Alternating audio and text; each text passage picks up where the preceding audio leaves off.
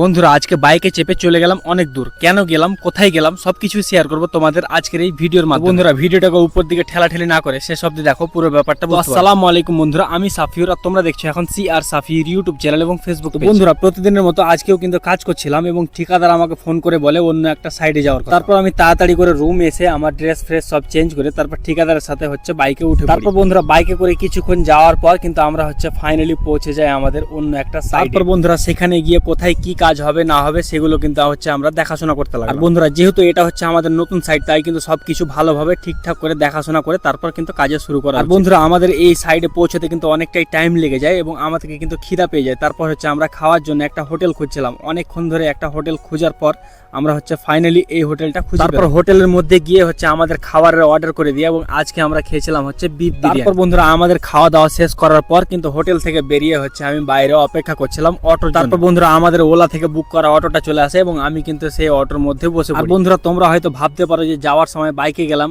আর আসার সময় অটোতে কেন। তার কারণটা আমাদের ঠিকাদারের কিন্তু অন্য একটা কাজ ছিল, তাই সে আমাকে অটোতে করে পাঠিয়ে সে কিন্তু নিজের কাজ করতে চলে গেছে। তারপর বন্ধুরা অটোতে করে যেতে যেতে কিন্তু আমাদের রাত লেগে যায় এবং রাতে কিন্তু দেখতে পাচ্ছ এই রোডগুলোকে বেশ ভালোই দেখা। বন্ধুরা এতটুকুই ছিল আজকের এই ভিডিওতে। যদি ভিডিওটা দেখে ভালো লেগে থাকে তাহলে লাইক, কমেন্ট, শেয়ার এবং ইউটিউব থেকে দেখলে সাবস্ক্রাইব আর ফেসবুক থেকে দেখলে কিন্তু ফলো করতে ভুলবেন না। বন্ধুরা আবার দেখা হচ্ছে অন্য কোনো ভিডিওতে। ততক্ষণের জন্য বাই বাই, টাটা, আসসালামু আলাইকুম।